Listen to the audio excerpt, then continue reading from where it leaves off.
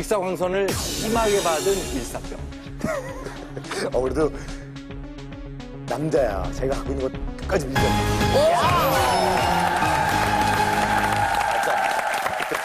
정말 단순하네요. 그냥 햇빛 맞아서 그러는 거 아니에요? 와, 근데 위험하네요, 진짜. 정답하면 주세요. 위기 탈출 넘버 원. 정답은 직사광선에 오래 노출돼 생기는 질환, 즉 일사병입니다.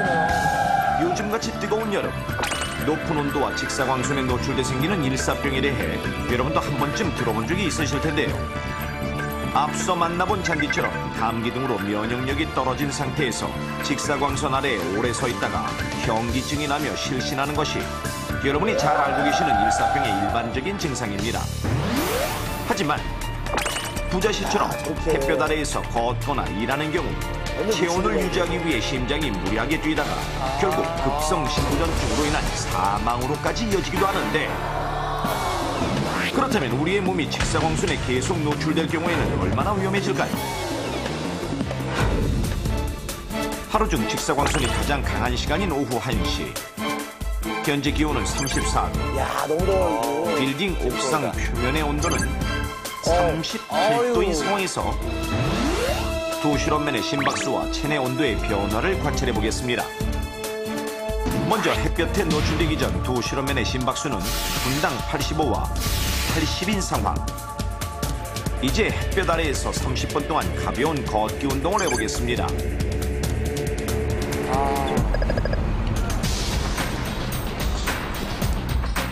그 결과, 자, 높은 온도를 나타내는 빨간 부분의 면적이 늘어난 모습 보이십니까? 머리 쪽에 가벼운 운동을 했을 뿐인데도 머리부터 발끝까지 전반적으로 온도가 높아졌는데, 완전 불덩이네요. 이 상태에서 두 실험맨 모두 5분간 휴식을 취해보겠습니다. 단, 한 실험맨은 그늘이 있는 파라솔 아래, 그리고 다른 실험맨은 햇볕 아래에 가만히 앉아있는데, 실험을 해준 저분은 좀 먼저 그늘에서 쉬는 실험맨의 경우 햇볕 아래에 있을 때 평상시보다 3배가량 치솟았던 심박수가 불과 5분 만에 절반으로 줄어들어 안정을 찾아가고 있었습니다. 반면에 햇볕 아래에서 쉬는 실험맨의 경우 그늘에서 쉰 실험맨에 비해 심박수가 빨리 안정을 찾지 못하는데, 힘들어 보여요. 자, 그렇다면 체내 온도에도 변화가 있을까요?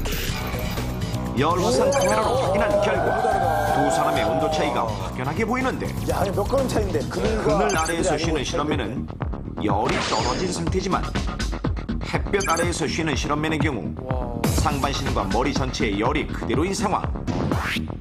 불과 5분 만에 이렇게 엄청난 차이가 나타났습니다. 격렬한 움직임이 없더라도 머리나 목에 직사광선을 계속 받게 되면 여러 가지 부작용을 초래할 수가 있습니다. 특히 심장까지 나쁜 영향을 받을 수 있습니다.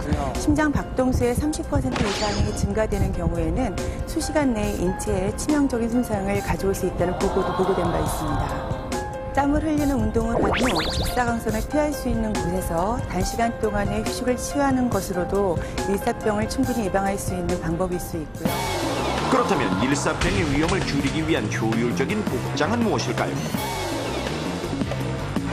먼저 밝고 헐렁한 옷에 체형의 넓이가 한 뼘 정도로 넓은 모자를 쓴 실험맨과 어둡고 몸에 꼭 맞는 옷에 짧은 챙이 있는 야구 모자를 쓴 실험맨이 1분간 햇볕에 노출된 상황.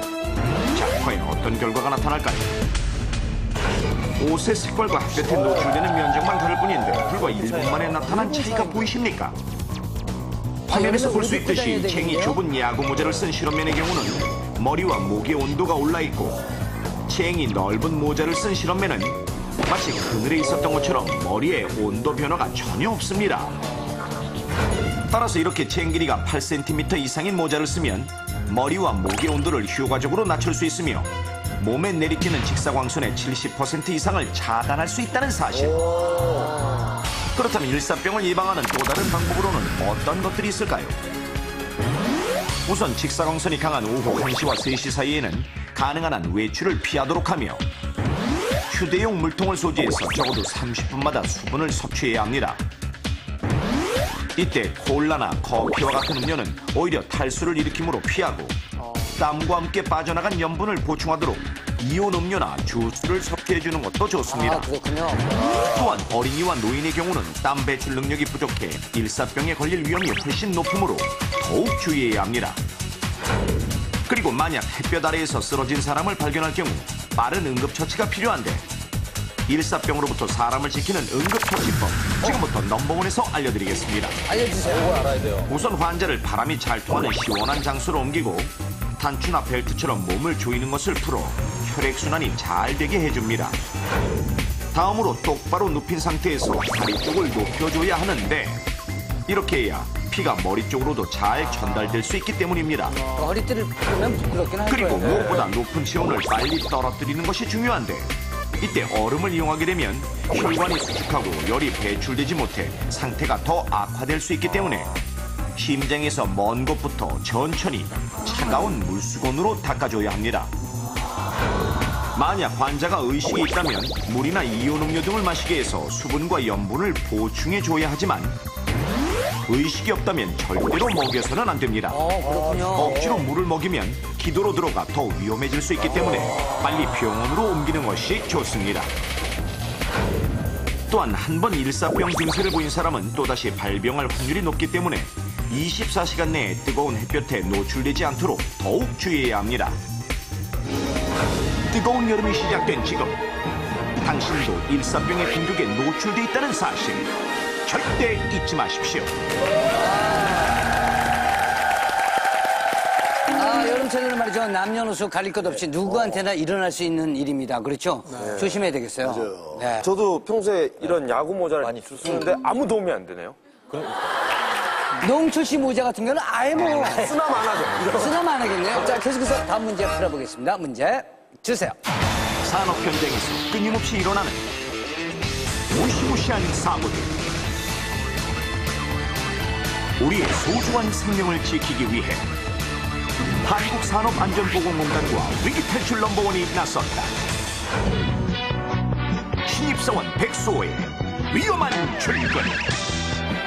아, 저는 기분 좋아요. 아침부터 열심히 공부 중인 수호 씨. 요게 황사철에 쓰는 황사 마스크고 그리고 이게 황사뿐만 아니라 진팬치까지 예방해주는 방진 마스크. 그렇지. 그리고 다음에 이게 무엇이요? 각종 보호 장비에 대해 공부하다가 새로운 것을 발견하는데 아, 이게 전매년 방독 마스크구나. 한번 써볼까 이거? 호기심에 직접 써보기로 하고 완벽한 차단 효과를 확인하기 위해 얼굴에 단단히 밀착시키는 백수호. 꼭 조종사 같은데요. 이렇게 쓰는 거구나. 정말 유해 물질 들어올 틈이 없겠는데 이거? 그런데 바로 그때요. 이 시간에 지각한 것을 깨닫고는 서둘러 방독 마스크를 벗으려 하지만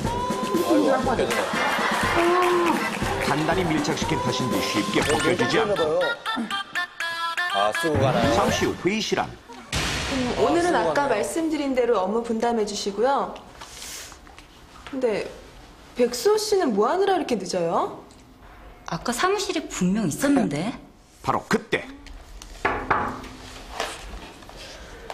조심스럽게 들어오는 백수호.